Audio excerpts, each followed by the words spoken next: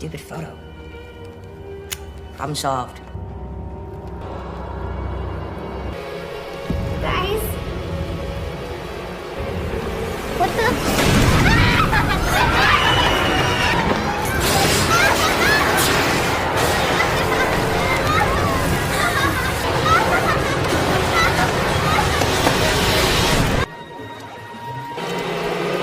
Hello. किसी देरी के सीधा स्टार्ट करते हैं। मूवी के ओपनिंग सीन में दिखाया जाता है कि दो लड़कियां एक पुराने बॉक्स में से कुछ चीजें निकालकर देख रही होती हैं। उनका नाम सारा और लिंडा होता है। वो बॉक्स सारा की मॉम का था जो काफी पहले मर चुकी थी। उसी बॉक्स में उन्हें एक कैमरा मिलता है। सारा उस कैमरे को ट्राई करने के लिए बोलती है। लिंडा उस कैमरे से सारा की एक फोटो क्लिक करती है। सारा और लिंडा दोनों को वो फोटो काफी अच्छी लगती है। उसके बाद लिंडा वहाँ से चली जाती है। रात को जब सारा मेन गेट को बंद करती है तो उसके बाद उसे उस कैमरे में से कुछ आवाजें सुनाई देती है और जब सारा उस कैमरे के पास जाती है तो वो आवाजें बंद हो जाती हैं। वहाँ रखी अपनी फोटो को जब सारा दोबारा देखती है तो उसे अपनी तस्वीर के पीछे एक परछाई नजर आती है और फिर घर की लाइट्स बंद हो जाती हैं। उसके बाद उसे घर के अलग अलग जगह से आवाजें सुनाई देती हैं और वो उन आवाजों को फॉलो करके घर के ऊपर बने एक स्टोर रूम में चली जाती है। वहाँ उसे एक अजीब सी चीज दिखाई देती है जिससे डरकर वो वहाँ से भागने की कोशिश करती है लेकिन वो मारी जाती है।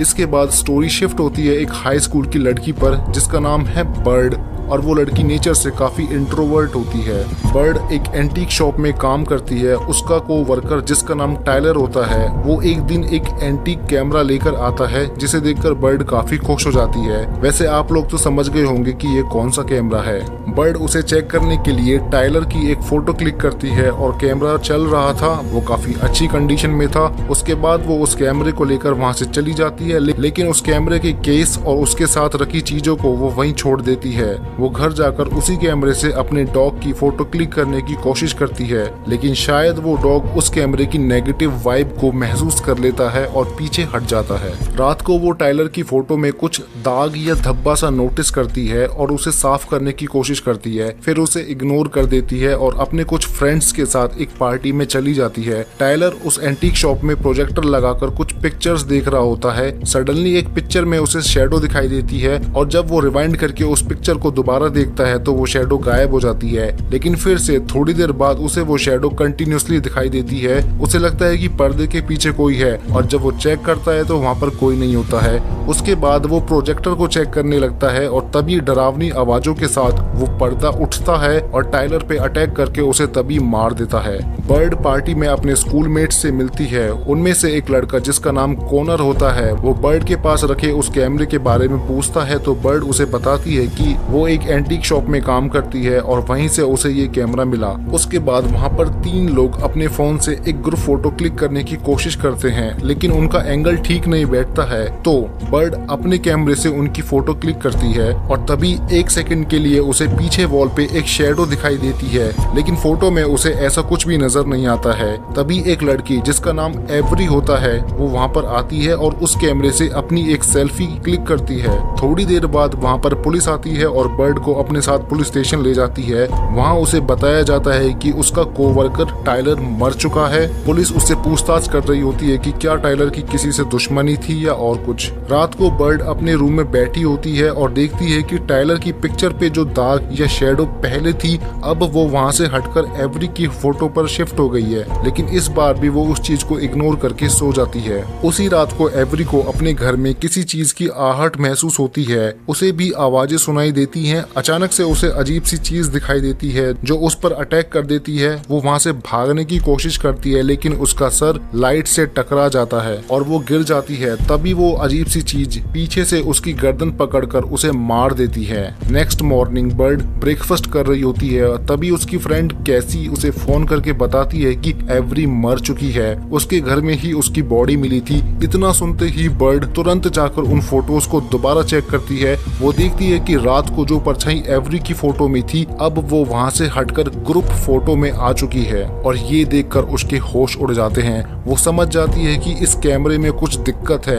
वो उस कैमरे को जोर से जमीन पर फेंकती है और एक शॉक वेव पूरे कमरे में फैल जाती है लेकिन वो कैमरा जरा सा भी टूटता नहीं है और इस बार वो इस चीज को बिल्कुल भी इग्नोर नहीं करती है। वो सीधा स्कूल जाती है और बाकी के लोगों को समझा जाती है कि ये सब इस कैमरे की वजह से हो रहा है। जिसकी भी फोटो इस कैमरे से क्लिक की गई है वो एक एक करके मर रहा है। कोई भी उसकी बात का भरोसा नहीं करता है। वो उन्हें समझाती है कि कैसे वो शैडो टाइलर, एवरी और अब उस ग्रुप फोटो में आई है। तभी उनमें से एक लड़का उस ग्रुप फोटो को लाइटर से जलाता है। जैसे जैसे फोटो में खड़ी लड़की के हाथ तक आग पहुंचती है, रियल लाइफ में भी उसका हाथ जलने लगता है। वो CO2 सिलेंडर से उस आग को बुझाने की कोशिश करते हैं लेकिन कोई फायदा नहीं होता है। फोटो में आग और आगे बढ़ती है तो दूसरी खड़ी लड़की भी वहां पर जलना शुरू हो जाती है। तभी बर्ड उस फोटो की आग को बुझा देती है, जिसके बाद वो फोटो फिर से पहले जैसा हो जाता है और अब सबको यकीन हो जाता है कि बर्ड सही बोल रही थी। कॉनर बर्ड से पूछता है कि उसे वो कैमरा कहाँ से मिला था और कैमरे के साथ क्या क्या चीजें थी। तभी बर्ड को याद आता है। वो बताती है कि इस कैमरे के साथ इसका बैग भी था जो कि उसी एंटीक शॉप में रखा है। बर्ड कॉनर के साथ उस बैग को लाने के लिए जाती है। कॉनर बोलता है कि वो अंदर जाकर उस बैग को लेकर आएगा। बर्ड उसे कहती है कि तुम उस फोटो में हो, तुम्हारा अंदर जाना सेफ नहीं है, और फिर वो खुद अंदर जाती है। तभी कॉनर के पास रखी कैमरे में से आवाजें आने लगती है। वो उस ग्रुप फोटो को ध्यान से देखता है तो उसे दिखाई देता है कि पीछे कांच के रिफ्लेक्शन में बर्ड भी उस फोटो में दिखाई दे रही है। इसका मतलब बर्ड भी सेफ नहीं है।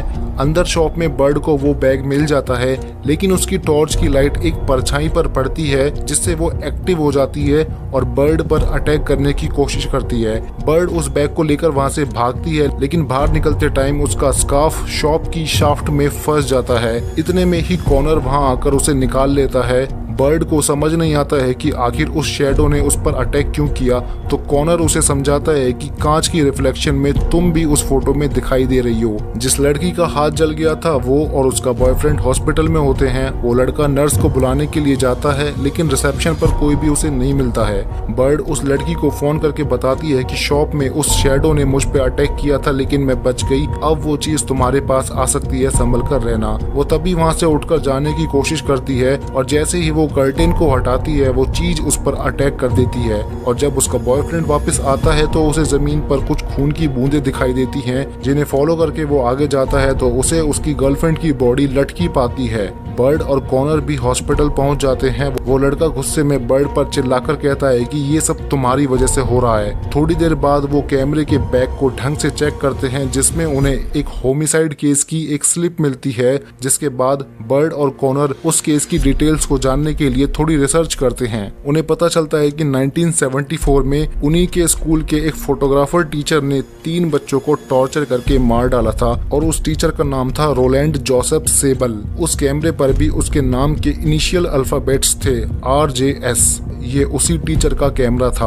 उस टीचर को कस्टडी में लेने से पहले ही गोली मार दी गई थी। उस फोटो में टोटल 5 लोग थे जिनमें से अब सिर्फ 4 बचे हैं। वो चारों एक साथ बैठकर डिस्कस कर रहे होते हैं। बर्ड उन्हें बताती है जब शॉप में उस चीज ने उस पर हमला किया था तो उसने नोटिस किया कि हीट के पास आते ही वो अजीब सी शैडो ब्लर हो गई थी। वो बताती है कि एक फोटोग्राफ को डेवलप करते टाइम हीट और लाइट का ध्यान रखना पड़ता है, नहीं तो वो खराब हो जाती है।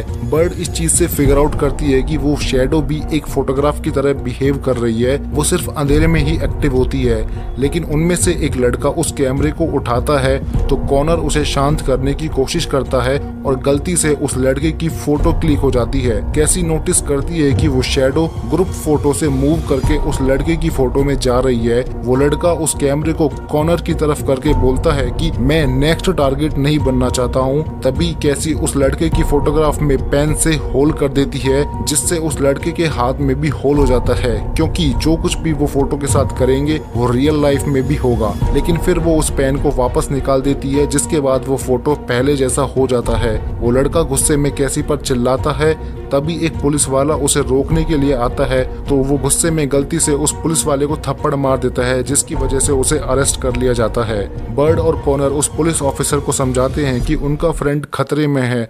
वो दोनों पुलिस को उस कैमरे से रिलेटेड सारी बातें बताते हैं लेकिन वो उन पर यकीन नहीं करता है। बर्ड उसे उस टीचर वाले केस की रिपोर्ट दिखाती है और कहती है हमें उसके घर जाकर पता करना चाहिए। इस बात पर वो ऑफिसर चिल्लाकर उन्हें उस घर से दूर रहने को बोलता है, नहीं तो वो उन्हें भी जेल में डाल देगा। कैसी अपनी रिसर्च से उन्हें उस टीचर की वाइफ का एड्रेस बताती है। बर्ड और कॉनर उसी रात को उस एड्रेस पर जाते हैं। वो ओल्ड लेडी यानी उस टीचर की वाइफ उन्हें अपनी डॉटर की स्टोरी बताती है। है वो कैमरा उन्होंने उसके बर्थडे पर उसे गिफ्ट दिया था और वो उस कैमरे से बहुत ज्यादा अटैच्ड हो गई थी और हर जगह उसे साथ लेकर जाती थी, जिसकी वजह से उसकी क्लासमेट्स उसे बुली करते थे। वो आगे बताती है कि एक दिन उसके 4 क्लासमेट्स घर आए और उसी कैमरे से उसकी एम्बैरेसिंग फोटोज क्लिक करके स्कूल में सर्कुलेट कर दी, जिसकी वजह से उनकी डॉटर ने सुसाइड कर लिया। और जब रोलैंड ने यानी उसके फादर ने जब वो फोटोज देखी तो वो बहुत गुस्सा हुआ और उसने उन 4 स्टूडेंट्स को पनिश करने का फैसला कर लिया,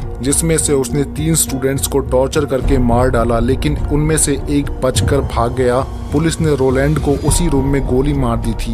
ग्रुप फोटो वाला लड़का जिसे पुलिस ने अरेस्ट किया हुआ था, रात के टाइम वो शैडो वहां पर आती है और वो लड़का उससे छुपने की कोशिश करता है, लेकिन थोड़ी ही देर में वो भी मारा जाता है। कॉनर उन फोटोज को निकालता है, वो देखता है कि वो शैडो वापस ग्रुप फोटो में आ चुकी है। वो दोनों वहां से निकलते हैं तो कैसी उन्हें फोन करके बताती है कि उनका एक और फ्रेंड जो जेल में था वो मारा गया।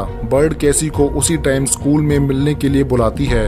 बर्ड स्कूल पहुंचकर एक फाइल निकालती है और उस एक जिंदा बचे स्टूडेंट का फोटो उस फाइल के फोटोज से मैच करती है, तो उसे पता चलता है कि वो स्टूडेंट और कोई नहीं बल्कि वही पुलिस ऑफिसर है जिसने उनके फ्रेंड को अरेस्ट किया था और उन्हें उस टीचर के घर जाने से भी रोका था। तभी वो ऑफिसर वहां पहुंच जाता है। वो उन्हें फॉलो कर रहा था, वो उन्हें अपने साथ ले जा रहा होता है। तभी कॉनर उसे बोलता है कि हमें अब सब कुछ सच पता चल गया है, तुमने उस टीचर की बेटी के साथ जो भी किया था। बर्ड उस कैमरे को निकालकर उस ऑफिसर की फोटो क्लिक करने की कोशिश करती है, लेकिन फिर वो रुक जाती है। लेकिन कॉनर बर्ड से वो कैमरा लेकर उस ऑफिसर की फोटो क्लिक कर लेता है और कहता है कि तुम्हारी वजह से ही हमारे फ्रेंड मारे जा रहे हैं। वो ऑफिसर उन्हें सच्चाई बताता है कि वो फोटोज हमने नहीं बल्कि खुद उसके फादर ने क्लिक की थी। वो खुद अपनी डॉटर को टॉर्चर करता था, ऐसा करने से उसे प्लेजर मिलता था। और जब हमें उन फोटोज का पता चला तो हम पुलिस के पास जाने वाले थे, लेकिन उससे पहले ही वो टीचर एक एक करके हम चारों को मारने लगा। 3 तो मारे जा चुके थे, लेकिन जैसे ही वो मुझे मारने की कोशिश कर रहा था तभी पुलिस ने उसे गोली मार दी थी।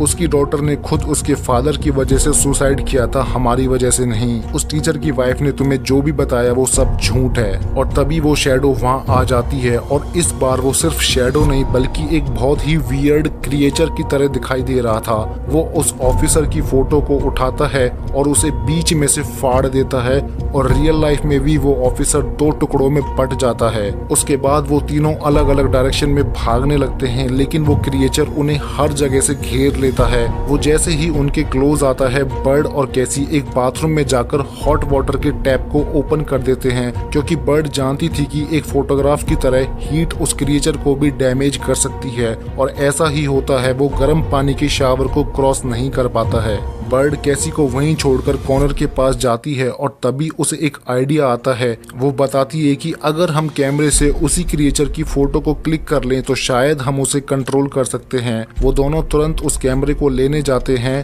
तभी वो क्रिएचर कॉनर को खींचकर मारने के लिए ले जाता है। उसे बचाने के लिए बर्ड उस कैमरे से अपनी फोटो क्लिक कर लेती है और उसके फोटो में वो डार्क शैडो आ जाती है, तो वो क्रिएचर कॉनर को छोड़कर बर्ड को मारने जाता है। बर्ड वहां से भागकर उसी रेड रूम में पहुंच जाती है जहां पर उस टीचर को गोली मारी गई थी। वो क्रिएचर बर्ड को गर्दन से पकड़कर ऊपर उठा देता है और उसे मारने ही वाला होता है और तभी बर्ड उस कैमरे से उसकी फोटो क्लिक कर लेती है। उस फोटो में बर्ड की भी 2 फिंगर्स आ जाती हैं। वो उस फोटो को अपने हाथ में दबा देती है, जिससे न सिर्फ वो क्रिएचर बल्कि उसकी खुद की 2 फिंगर्स भी मुड़ जाती हैं। फिर बर्ड उस फोटो को रिलीज करती है तो वो क्रिएचर भी वापस उठ जाता है और बर्ड को मारने के लिए उसके क्लोज आने लगता है।